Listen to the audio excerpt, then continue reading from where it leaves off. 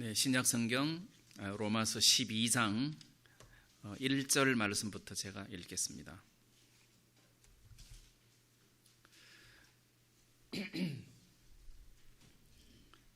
그러므로 형제들아, 내가 하나님의 모든 자비하심으로 너희를 권하노니 너희 몸을 하나님이 기뻐하시는 거룩한 산 제사로 드리라. 이는 너희의 드릴 영적 예배니라. 너희는 이 세대를 본받지 말고 오직 마음을 새롭게 함으로 변화를 받아 하나님의 선하시고 기뻐하시고 온전하신 뜻이 무엇인지 분별하도록 하라. 내게 주신 은혜로 말미암아 너희 중 각 사람에게 말하노니 마땅히 생각할 그 이상의 생각을 품지 말고 오직 하나님께서 각 사람에게 나누어 주신 믿음의 분량대로 지혜롭게 생각하라. 우리가 한 몸에 많은 지체를 가졌으나 모든 지체가 같은 직분을 가진 것이 아니니 이와 같이 우리 많은 사람이 그리스도 안에서 한 몸이 되어 서로 지체가 되었느니라. 우리에게 주신 은혜대로 받은 은사가 각각 다르니 혹 예언이면 믿음의 분수대로, 혹 섬기는 일이면 섬기는 일로, 혹 가르치는 자면 가르치는 일로, 혹 권위하는 자면 권위하는 일로, 구제하는 자는 성실함으로, 다스리는 자는 부지런함으로, 긍휼을 베푸는 자는 즐거움으로 할 것이니라. 여기 8절 말씀까지만 읽겠습니다. 로마서 6장, 또 로마서 7장, 로마서 8장 이런 말씀들은 정말 많이 들었습니다. 또 로마서 4장 이런 말씀도 많이 들었는데 이 로마서 12장 이후로의 말씀은 제가 거의 못 들은 것 같습니다. 그런데 로마서 12장 이후로의 말씀은 그리스도인의 생활에 대해서 아주 구체적으로 설명을 해놨거든요. 그렇다면 그리스도의 생활에 대해서 아주 구체적으로 설명을 교회 안에서 안 했다는 소리예요. 그래서 제가 오늘은 로마서 12장 말씀을 제가 읽고 또 같이 묵상을 하려고 하는데 먼저 저는 그 로마서 12장 말씀에 사도 바울이 로마 교회 성도들에게 권할 때 하나님의 모든 자비하심으로 너희를 권하노니 이랬단 말이에요. 이걸 좀 반대로 이야기를 하면 하나님의 진노하심으로 너희를 권하노니 이러면 내 말 안 들으면 너희들 저주받아, 이런 의미가 되잖아요. 하나님의 진노하심으로 너희를 권하노니 이게 아니라는 거죠. 하나님의 모든 자비하심으로 너희를 권하노니 이 말 속에는 우리가 그 말씀을 제대로 순종하지 못한다 하더라도 하나님의 자비하심이 함께 있어서 다음 기회에는 또 그 다음 기회에는 이렇게 그 다음 기회에는 하나님이 내가 말한 대로 형제들이 이렇게 살기를 바란다, 이런 의미가 강하다는 거죠. 그래서 막 이 윽박지르고 명령하고 막 마음 꺾어 막 이런 거 있잖아요. 그런 게 아니라는 거죠, 이 표현이. 그래서 하나님의 모든 자비하심으로 너희를 권하노니, 저는 이 표현이 너무 좋은 거예요. 너무 표현이 좋은 거예요. 이렇게 하면은 사람들이 말 안 들을 거 아니냐, 막 이렇게 윽박질러야 말 듣고, 그거는 자기 생각이고 하나님은 우리들에게 그렇게 하지 않는다는 거죠. 자, 그리고 하나님의 모든 자비하심으로 너희를 권하노니, 그 이제 마지막 수러가 산 제사로 드리라, 이게 영적 예배다. 자, 너희 몸을 산 제사로 드리라. 그래서 저는 산 제사로 드리라. 보통 제사는 죽여서 드리는데 살아있는 채로 이 제사 하나님께 드려라. 자, 이렇게 지금 이야기를 하고 계신단 말이에요. 하나님께 드려라. 이 드려라는 말을 다른 말로 표현을 하면 선물을 해라. 하나님께 선물을 해라. 뭘? 우리 자신을 살아있는 채로 하나님께 선물을 해라. 그럼 하나님께 되잖아요. 선물을 해라. 자, 이런 의미가 되는 거예요. 자, 그럼 여기서 산 제사로 하나님께 드리라. 이 말씀을 읽을 때 저는 이렇게 떠오르는 구약 성경이 하나 있었는데 그게 바로 나실인이었어요. 나실인. 그래서 이 나실인이라는 말은 자기 몸을 거룩하게 구별해서 하나님 앞에 드린 사람, 이런 뜻이에요. 나실인. 그럼 이제 이 나실인의 그 기간이 있는데 그 기간이 보통 뭐 3년, 6년, 10년 또는 평생 이렇게 하나님 앞에 자기를 거룩하게 구별해서 드리는 이제 예가 있었다고 하는데, 평생을 이렇게 나실인으로 하나님 앞에 드린 사람의 대표적인 사례가 삼손. 그래서 삼손은 날 때부터 하나님 앞에 드려진 나실인이었어요. 그죠? 그 다음에 사무엘의 어머니가 자식이 없을 때 그 자식을 낳기 전에 만약에 자식을 주시면 하나님께 드리겠습니다 해서 진짜 자식을 낳고 하나님께 사무엘을 바쳤어요. 그래서 날 때부터 이 사람은 하나님에게 드려진 사람이에요. 하나님의 것으로 드려진 사람이다. 이게 나실린이에요. 자, 그러면 이 거룩하게 구별되어서 하나님 앞에 드려진 사람, 이거는 하나님 거다. 하나님 거다. 이제 이런 의미란 말이에요. 6월절 이야기를 우리가 읽을 때 6월절 어린 양을 잡을 때 14일 해질 때에 잡으니까 6월절 어린 양을 10일 날 1월 10일 날 양을 준비를 하는 거예요. 그리고 14일 날 저녁에 양을 잡아요. 그러면 10일부터 14일 저녁까지 이 양을 묶어 놓을 거 아니에요. 그럼 이 양은 그 사이에 이거 팔아서 안 돼. 이거는 6월절 제사 드릴 거야. 이거는 그러면 그 4일 기간 동안은 뭐 하냐? 정말 이게 제물로, 물론 이제 제물로 드려지기 선택되기 전에 흠이 있나 없나 이거를 자세하게 살펴서 10일 날 선택을 했을 테지만 이거는 하나님께 드릴 양이야 해서 이거는 다른 데 못 쓰는 거예요. 이거는 6월절 어린 양의 제사 드릴 제물이야 하고 딱 이렇게 선택이 돼 있단 말이에요. 그러면 그 양처럼 나실인도 하나님 앞에 거룩하게 구별되어 드려진 사람이다.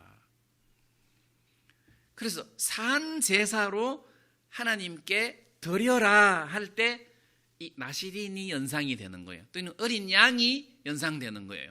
아, 이게 나는 하나님 앞에 드려진 사람이구나. 이렇게 말입니다.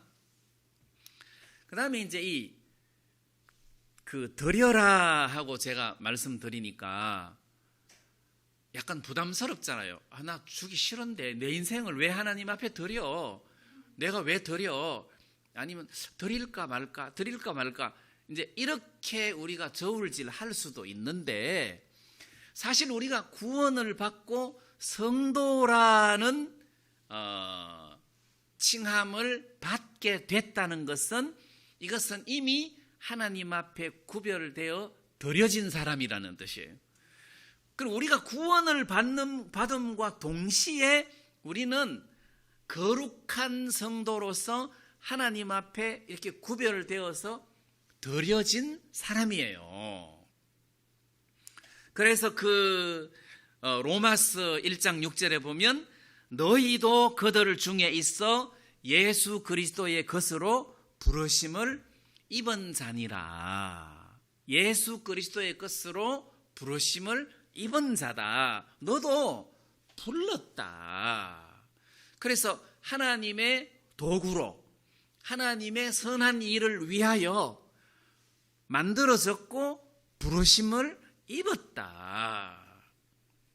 그러니까 드려라 하고 말을 했는데 사실은 이미 하나님 앞에 드려진 사람이에요, 우리가. 그래서 성도라는 말 자체가 하나님 앞에 거룩한 사람으로 구별되어 하나님께 드려진 사람이에요. 이미 드려진 사람이에요.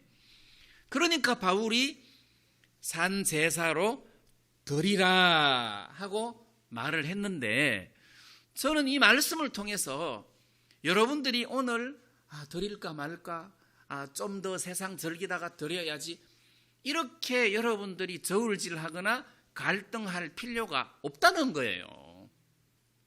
이미 하나님 앞에 드려진 것을 이제는 깨달아라 또는 믿어라, 이런 의미가 훨씬 더 가깝다는 거죠.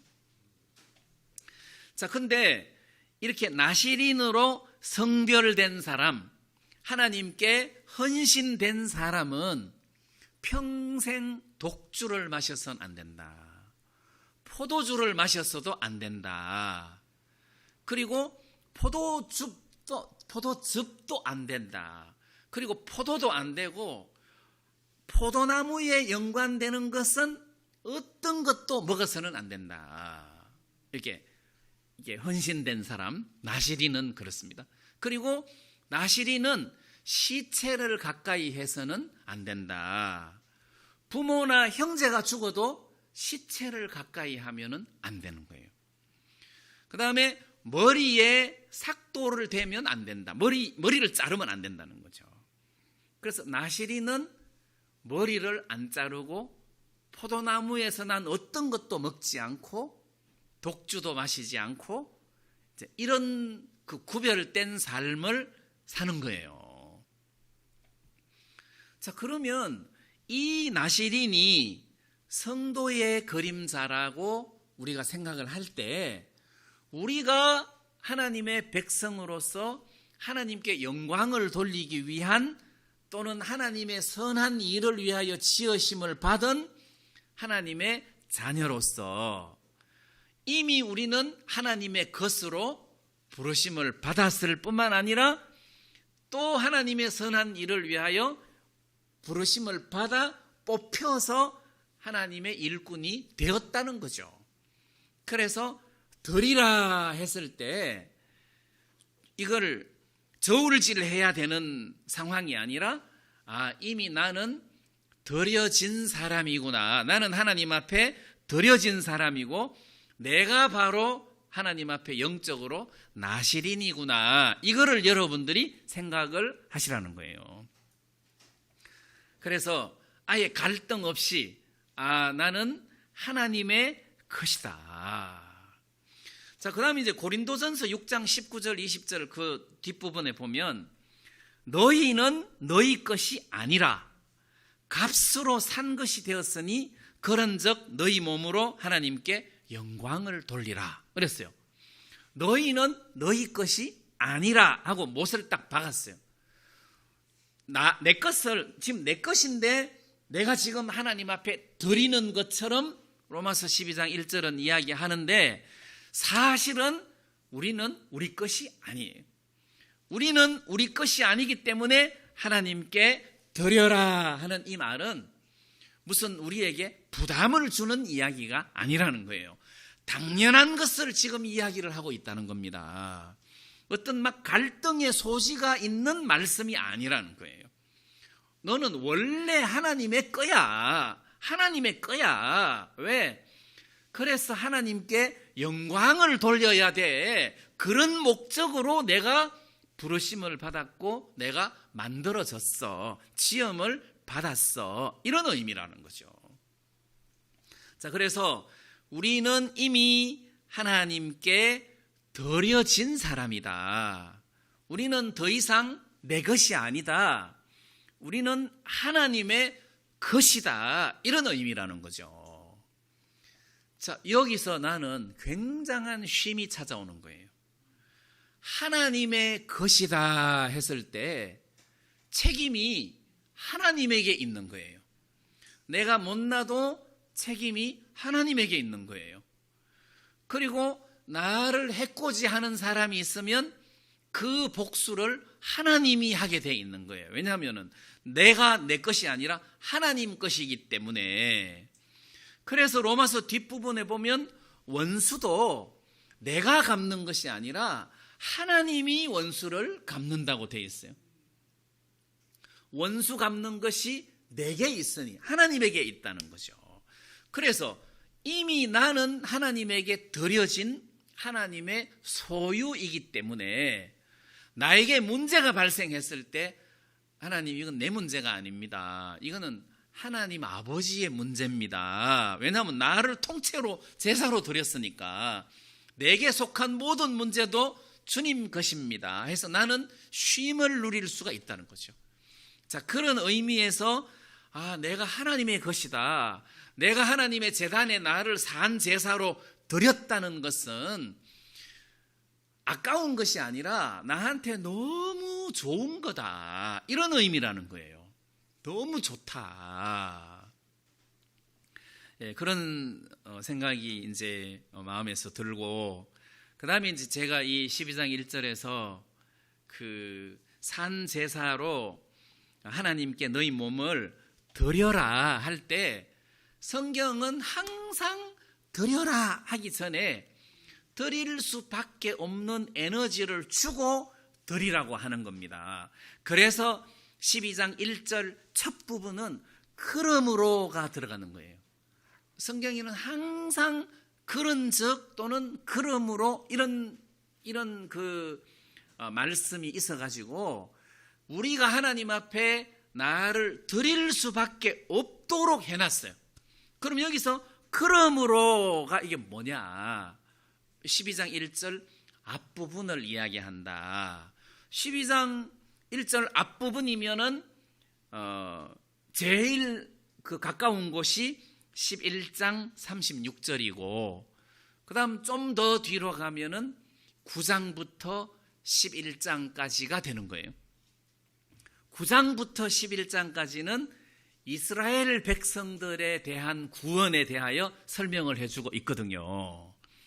그래서 9장 1절에 보면은 사도 바울이 자기 형제들, 자기 민족, 이스라엘 백성들이 구원받지 못한 그 부분에 대한 굉장한 어떤 안타까움을 표현을 하고 있어요.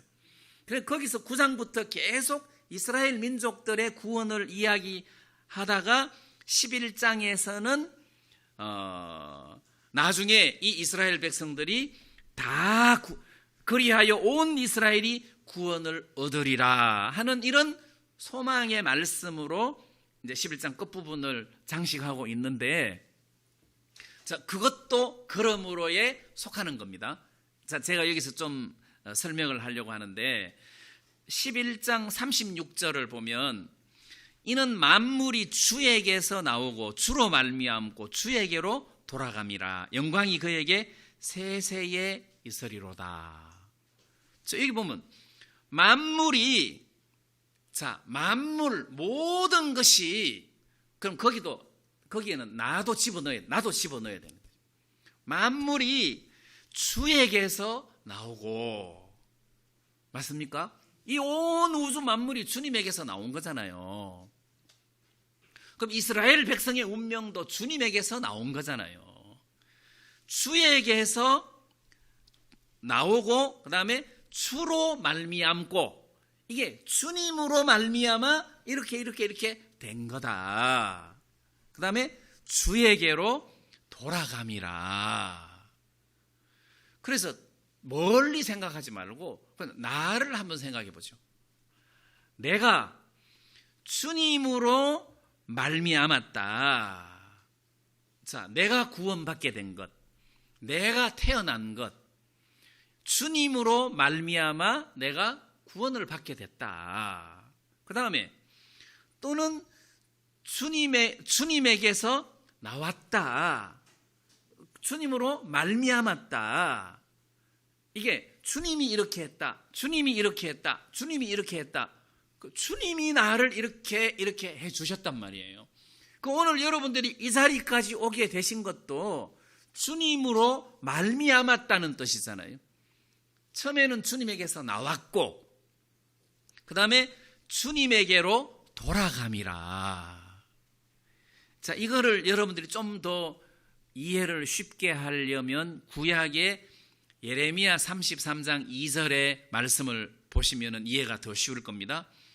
이 일을 행하는 여호와, 그것을 지어 성취하시는 여호와. 자, 이런 표현이 있어요. 들어보셨죠? 이 일을 행하는 여호와, 그것을 지어, 그러면 일을 짓는, 일을 만드는, 그 일을 만들어서 그 다음에 그것을 성취하시는 여호와, 이렇게 되어 있단 말이에요. 그러니까 모든 주체가 하나님이라는 거지. 그 일을 지어서 그리고 그 일을 행하시고 그 일을 성취하시는 여호와다. 그럼 나 개인으로 넣으면 나를 만드시고 나를 구원하시고 나를 이끄시고 그리고 나를 향한 하나님의 뜻을 완성하시는 분은 하나님이시다 해서 내 의지가 여기서 발견이 안 된다는 거죠.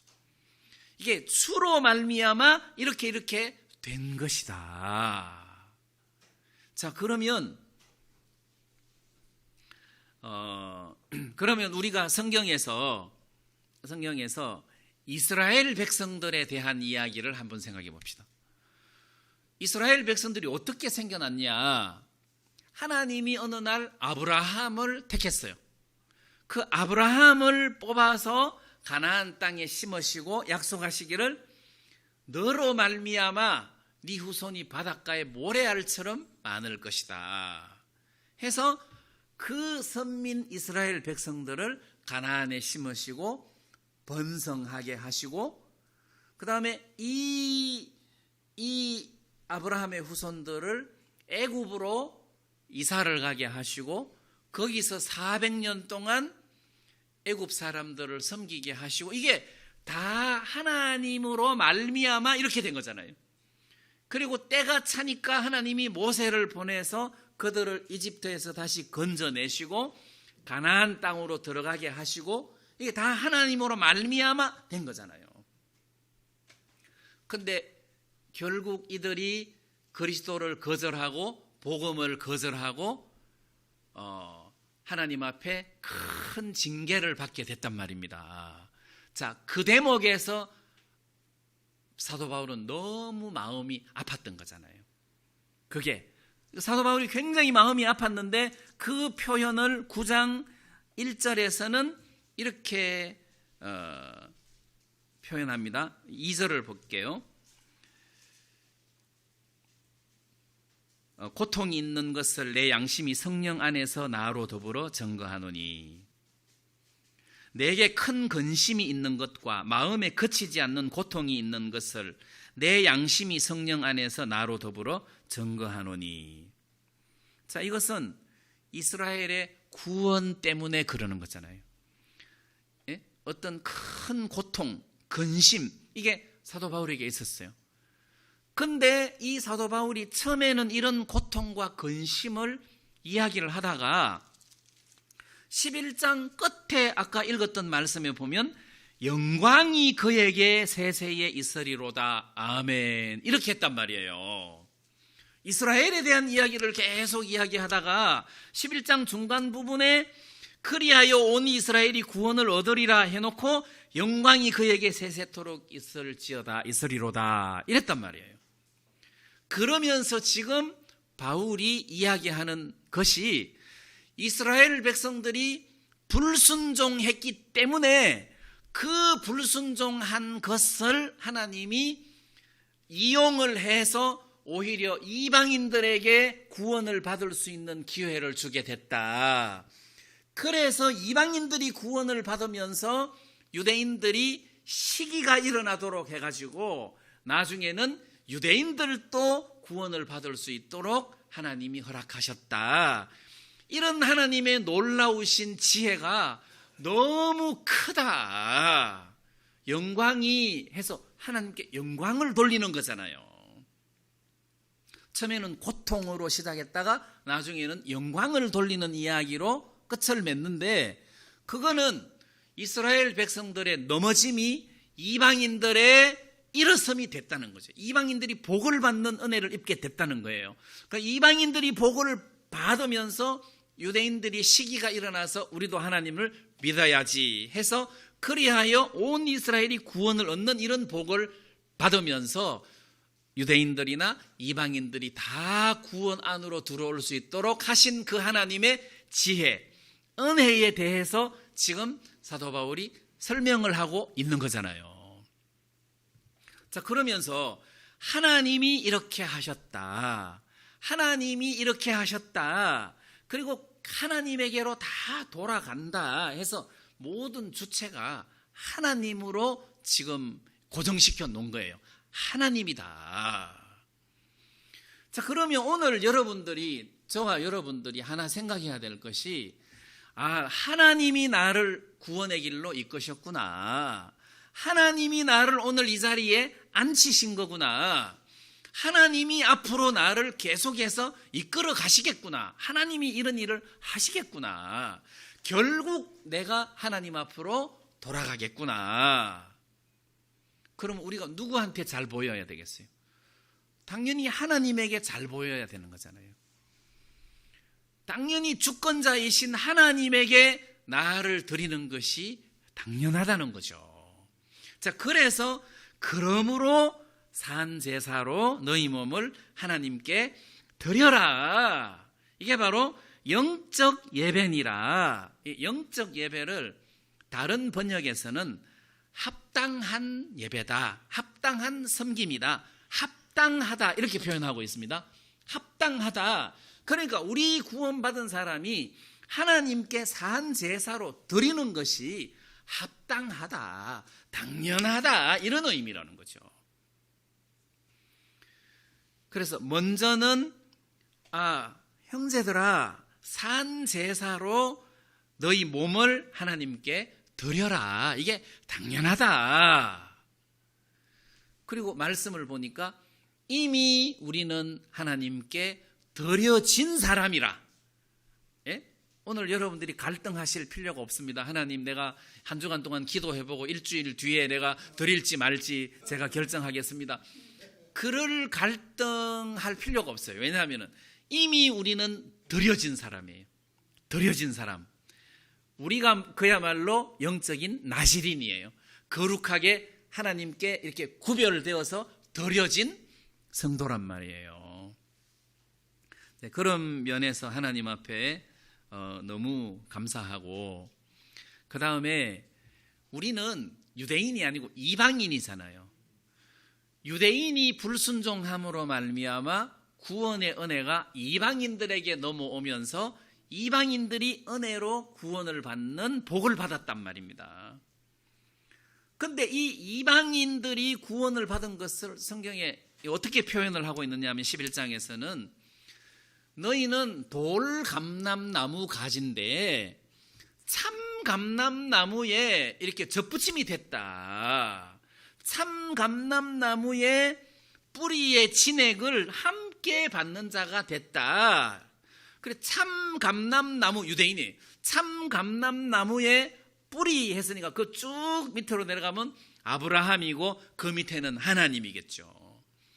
그러니까 하나님, 아브라함, 그리고 우리는 그 돌감람나무, 야생 올리브 가지인데 여기에 접붙임이 돼가지고 한 몸이 돼버린 거예요. 그리고 우리는 돌인데 참 진액을 받게 됐단 말이에요. 그러면 이 참 진액이라는 것이 뭐예요? 하나님이 아브라함에게 너는 복의 근원이 될지라, 너를 축복하는 자는 내가 복을 주고 너를 저주하는 자는 내가 저주하겠다. 이게 하나님이 아브라함에게 준 진액이에요. 그럼 우리는 동일하게 거기에 나무에 접붙임이 됐으니까 그 복을 우리가 받게 된 거란 말이에요. 그 뿌리의 진액을 함께 받게 됐단 말이에요. 그 다음에 그 참감람나무의 줄기의 그 진액 중에 다윗에게 하신 진액이 있어요. 네가 어디를 가든지 이길 것이다. 뭐 이런 것. 야곱에게 하나님이 약속하신 네가 어디를 가든지 내가 너와 함께 하겠다.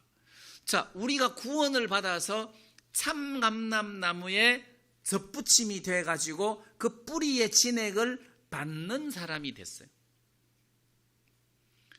그러니까 우리는 복을 받은 거죠.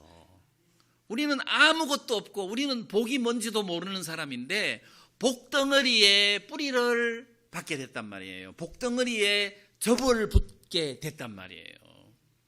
자, 그러므로 산제사로 하나님께 너희 몸을 드려라. 그러니까 앞에 이런 큰 은혜를 우리들에게 설명을 해주면서 하나님께 너희 몸을 드려라 했으니까 당연한 거죠. 당연한 거죠. 그 자매님 한 분이 아이오닉스 전기차를 끌고 와가지고 예배 참석하고 야, 차 좋다 차 좋다 하는데 나중에 보니까 렌트카라. 그러면은 집으로 돌아가면 그거 회사에 갖다 줘야 되잖아. 자기 차가 아니고 렌트카니까. 그죠? 갖다 줘야 되잖아요. 그래서 그 차를 관리할 때도 이건 내 차가 아니야. 이거는 렌트카야. 만약에 뭐 기스 나고 사고 나면 내가 다 물어줘야 돼.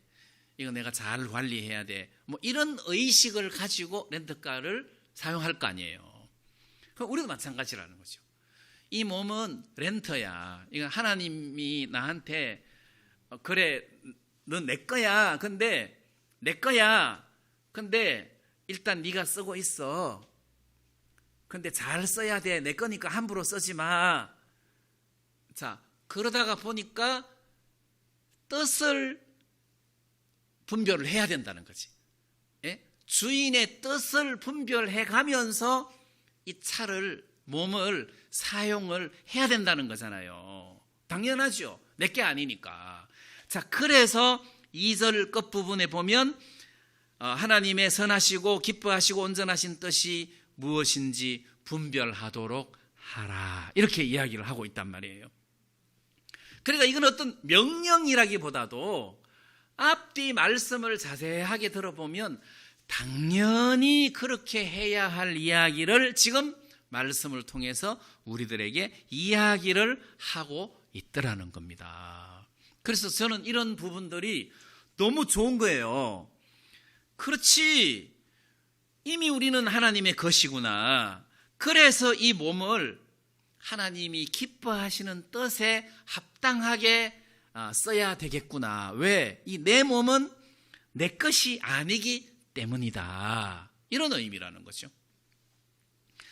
그 다음에 이제 2절 말씀에 보면 너희는 이 세대를 본받지 말고 이 세대를 본받지 말아라. 여기서 이제 이 세대를 본받지 말아라 할 때 이 본은 외형을 말해요. 외형. 그러니까 껍데기를 따라가는 거죠. 막 어떤 영적인 뭐 또는 마음 막 이게 아니라 보통 우리는 이 세대의 외형을 쫓아가는 거예요. 그리고 세상은 껍데기예요. 겉으로 볼 때 보암직하고 먹음직하고 탐스러운 것처럼 보이지만 그건 선악과예요. 그러니까 이 세상이 바로 그러하다고 설명을 하고 있거든요. 그래서 말씀에는 이 세대를 본받지 마라. 그리고 에베소서 2장 말씀에도 이 세상 풍속을 쫓지 마라. 과거에 전에는 너희가 이 세상 풍속을 쫓고 공중의 권세 잡은 자를 따랐으니 이렇게 돼 있는데 우리가 전에는 세상 풍속을 쫓았어요. 그리고 공중의 권세 잡은 자를 따랐어요. 근데 이제 지금은 이 세대를 본받지 말고 이 세상 풍속을 따라가지 마라. 나실린 이야기를 할 때 그 포도주를 먹지 마라. 독주나 포도주를 먹지 말고 포도나무에서 난 어떤 것도 먹지 마라 하고 말씀을 드렸는데 그 구약 성경 예레미야에 보면 그 레갑 족속이 이렇게 나실인으로서 살았어요. 어느 날 예레미야에게 하나님이 레갑 족속을 불러서 그들에게 포도주를 마시우라. 그 레갑 족속을 불러가지고 포도주 한 대접을 주면서 마시라 그러니까 우리는 안 먹습니다. 우리 선조 때부터 우리 선조 그 레갑 족속이 내가 제일 위에가 레갑인데 그 아들 요나답이 우리들에게 너희들은 포도주를 마시지 마라. 그리고 포도나무도 심지도 마라. 아예 농사도 짓지 마라. 포도 농사 짓지 마라. 그 다음에 집도 짓지 마라. 그리고 장막에 살아라. 그래서 이 사람들은 어떤 정착된 그 집에서 정착 생활을 한 게 아니라 장막에서 살았으니까 유목 생활을 했어요. 포도 농사 안 지으니까 자연적으로 유목 생활을 할 수밖에 없죠. 자, 그러면서 그들이 이스라엘 백성들이 막 우상을 섬기고 바알 신을 섬기고 하던 그 시절에도 이 사람들은 구별된 삶을 산 거예요. 레갑 족속들이. 우리는 그 이후로 포도주를 마신 적이 없습니다. 이랬단 말이에요. 자, 그 사람들이 우리는 너희들은 집도 짓지 말아라 이랬단 말이에요. 그래서 저는 성도들이 구원받은 성도들이 이 세상 풍속을 따라서 사는 특히 막 쾌락적으로 이렇게 사는 것이 좀 합당하지가 않다. 이게 세상 흐름을 막 이렇게 따라가는 것은 하나님의 뜻이 아니다. 이제 이런 생각이 좀 드는 거예요. 이제 특히 저는 학생 때는 바둑을 좀 뒀어요. 근데 바둑을 한참 배울 때 집에 오면 천장이 전부 다 바둑판이야. 그죠? 들어누우면 천장이 전부 다 바둑판이야. 나는 자고 싶은데 하얀 돌, 까만 돌이 지가 막 자동으로 막 놔줘. 근데 이제 구원을 받고 내가 사역을 하다가 보니까 이게 방해가 되더라고. 성경 피면 이게 글씨가 전부 다 바둑알로 보이면 안 되잖아요. 그렇게 마음이 한쪽으로 이렇게 확 기울어지는 것이 이게 성도로서는 합당하지가 않겠다. 이제 뭐 그런 거. 안 그러면 이제 게임도 요즘 애들은 다 게임을 다 하고 있던데 여기도 이제 폭 빠지니까 마음을 거기에다가 홀라당 이렇게 심어버리면 내가 아무것도 못 하잖아요. 그래서 이 시대의 어떤 흐름, 그다음에 원래 주식은 이렇게 그 장기 투자예요. 이렇게 해놓고 몇 년 동안 묻어놓고 그 다음에 그 회사가 이익을 창출할 때 그 배당을 받고 하는 그런 목적으로 원래 주식을 투자해야 되는데 요즘은 그게 아니고 투기예요. 투기로 하다가 보니까 주식에 투자해놓고는 모니터에서 눈을 못 띄는 거예요. 단타해야 돼. 단타 매매를 해야 되니까. 그러면은 성경책을 볼 수 있겠습니까? 안 되잖아요. 이게 신앙이 안 되고 우리 마음을 주님의 은혜로 관리할 수가 없을 거 아니에요. 자, 그런 차원에서 저는 너희는 이 세대를 본받지 마라. 그래서 마음을 새롭게 함으로 변화를 받아라. 마음을 새롭게 함으로 이랬어요. 마음을 새롭게 해라. 뭘로 하겠습니까? 말씀으로. 기도와 말씀으로. 그러니까 이 말씀이 내 마음을 자꾸 새롭게 만들어 주는데 그러면 변화를 받아. 이건 따라오는 거예요. 마음을 새롭게 함으로 변화를 받아. 이런 어떤 말씀들이 내 속에 들어와서 나를 잡을 때, 내 마음을 새롭게 할 때 내 몸은 저절로 변화가 따라오게 되어 있다. 자, 이렇게 변화를 받다가 보니까 내 몸을 함부로 써서는 안 되겠구나. 하나님이 뭘 원하시는가를 분별을 해야 되겠구나. 이런 생각을 하게 된단 말이에요. 그래서 저는 무조건 구원받은 사람은 이렇게 살아야 돼, 이렇게 살아야 돼, 이렇게 살아야 돼. 그게 아니에요. 무조건 그게 아니라 나는 하나님의 소유다. 나는 하나님의 것이다. 나는 하나님께 내 몸을 드렸다. 그러니까 이 몸을 함부로 내 마음대로 쓸 수가 없다. 근데 내가 이렇게 쓰고 있는 것은 내가 이 몸을 관리하는 청지기로서 이 몸을 내가 쓰고 있는 것이지 이건 내 몸이 아니다. 그러면 이 몸을 하나님의 몸을 관리하는 청지기로서 이 몸을 써야 되는데 그럼 주인이 기뻐하시는 삶을 내가 사는 것이 청지기로서 마땅한 삶이다. 근데 이렇게 해석을 해야 된다는 거죠. 그렇게 하려고 하다가 보니까 주인은 어떻게 하기를 원할까? 주인은 진짜 이렇게 하기를 원하겠다 해서 하나님의 뜻을 이렇게 분별을 하게 되고 그리고 하나님의 기뻐하시는 삶을 살게 되는 것이라는 거죠. 그래서 일단 나는 내 몸은 내 것이 아니다. 자, 이거를 지금 이야기를 하고 있고 그 다음에 저는 오늘 3절 내게 주신 은혜로 말미암아 너희 중 각 사람에게 말하노니 마땅히 생각할 그 이상의 생각을 품지 마라. 여기서 마땅히 생각할 그 이상의 생각을 품지 마라. 이 말은 사람들이 나에 대해서 나를 지나치게 생각하지 말라는 거죠. 나를 지나치게 생각하지 마라. 지금 여기 교회에 대해서 이야기를 하고 있습니다. 4절에는 한 몸에 많은 지체를 가졌으나 모든 지체가 같은 직분을 가진 것이 아니다.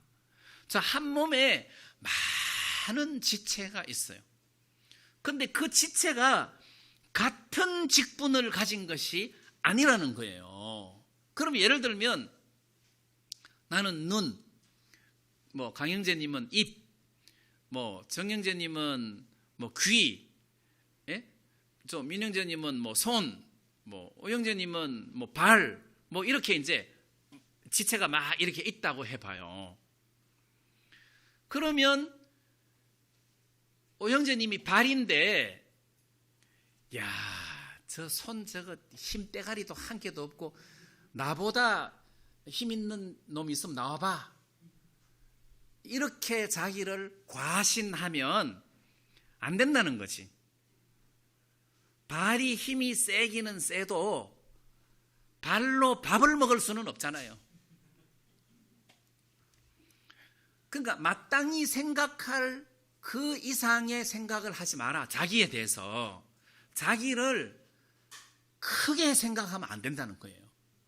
그 말의 의미는 나는 지체라는 거지. 지체다. 다시 말하면 지체는 혼자 절대 살 수가 없어요. 지체는 절대 혼자 살 수가 없어요. 그래서 이 교회 안에서 목사든 장로든 한 지체지 몸이 아니라는 거예요. 그러니까 이제 목사는 귀도 되고 발도 되고 손도 되고 입도 되고 코도 되고 눈도 되고 이게 아니라는 거예요. 그게 아니에요. 목사도 한 지체예요. 한 지체예요. 그래서 서로 지체가 되었느니라. 이 말은 서로가 필요하다는 거지. 서로를 존중해 줘야 된다는 거죠. 그러니까 이 지체 한 사람 한 사람은 자기가 가지고 있는 그 은사에 대해서는 하나님 앞에 성실히 하나님을 섬겨야 되겠지만 그렇다고 해서 자기를 아주 그 이상의 사람으로 생각을 해서는 안 된다는 거예요. 나도 이런 은사를 받기는 했지만 다른 분야에 있어서는 다른 지체들의 도움을 받아야 돼. 다른 지체들의 은혜를 내가 입어야 돼. 이렇게 자기의 모습을 정확하게 판단을 해야 된다는 겁니다. 그래서 손이 뭐 암만 일을 잘해도 발 없이 살 수 없고, 발이 힘이 좋아도 눈 없이 살 수 없고, 그래서 모든 지체가 연합해서 한 몸을 이루는 것을 지금 이야기를 하고 있어요. 그러면 자, 서로 사랑해야 되겠습니까? 안 해야 되겠습니까? 당연히 서로 사랑해야죠. 서로 사랑하라 하고 말할 필요가 없어요. 이거는 서로 사랑할 수밖에 없어요. 사랑할 수밖에 없어요. 관계가. 지금 이 12장 말씀을 쭉 이렇게 읽어보면 바로 그런 의미예요. 그래서 10절에 보면 형제를 사랑하여 서로 우애하고 존경하기를 서로 먼저 해라 했어요. 야, 나는 입이지만 저 형제님은 눈이야. 저 형제님은 발이야. 야, 나 저 형제 없으면 나는 아무 데도 못 가. 내가 눈이지만 저 형제는 입이야. 저 형제가 없으면 나 아무것도 못 먹어. 해서 귀하게 여기고 존경하고 사랑하고, 그런 의미가 우리는 각 지체다, 이 속에 다 포함되어 있다는 겁니다. 그럼 우리가 지체면, 이 지체 하나하나이면 어떤 한 지체가 모든 지체 위에 푹 튀어 올라와서 왕노릇을 할 수 있습니까? 안 되는 거죠. 모든 지체 위에 탁 튀어 올라와서 왕노릇을 한다면 그 사람이야말로 마땅히 생각할 그 이상의 생각을 품는 사람이에요. 우리는 어떻게 생각해야 되느냐 하면, 하나님께서 각 사람에게 나누어 주신 믿음의 분량이 있는데 그 분량 안에서 지혜롭게 생각을 해야 된다는 거죠. 그 이상도 그 이하도 아니에요. 하나님은 우리들에게 이렇게 선물로 나누어 주신 어떤 은사가 있어요. 선물이 있어요. 그 선물이 우리 몸에 많은 지체가 있듯이 선물이 다 달라요. 그것이 연합돼 가지고 한 몸을 이루고 온전히 하나님을 섬기는 일을 하게 되는 거란 말이에요. 자, 그렇다면 교회 안에서 누가 최고 높냐? 그건 말이 안 돼요. 그건 질문 자체가 말이 안 돼요. 누가 제일 높냐? 이거 말이 안 돼요. 그래서 한 사람 한 사람 한 사람이 다 필요하고 귀하다는 거죠. 필요하고 귀하다. 필요 없는 지체는 없다. 어떤 사람들은 뭐 맹장 필요 없다고 수술한 김에 떼내자 하는데, 안 그래요. 맹장이 필요하니까 하나님이 만들었지 뭐 왜 필요 없겠어요. 필요 없는 맹장을 하나님이 뭐 하려고 만들었겠습니까? 필요합니다. 필요 없는 지체는 하나도 없어요. 다 필요합니다. 제가 이렇게 말씀을 전한다고 해서 저분이 우리 교회에서 제일 높다 이렇게 하시면 안 돼요. 저 옛날에 그 큰 교회에 있을 때 주차 관리하는 형제님들을 봤어요. 아주 추운 겨울에도 예배 시작해도 계속 형제자매들이 늦게 오는 분도 있으니까 주차 관리를 해요. 추운데 바깥에서 벌벌벌 떨면서. 근데 그런 사람이 없으면 주차 관리가 안 되잖아요. 주차 관리가 안 된다는 말은 차가 들어오고 나가고 이게 안 되고 막 엉켜가지고 아수라장이 되면은 동네에서도 문제를 제기하고 우리도 불편하고 그러다가 보면은 막 이 문제가 심각해지는 거예요. 그 사람은 그 사람 나름대로 진짜 귀한 일을 하고 있는 거잖아요.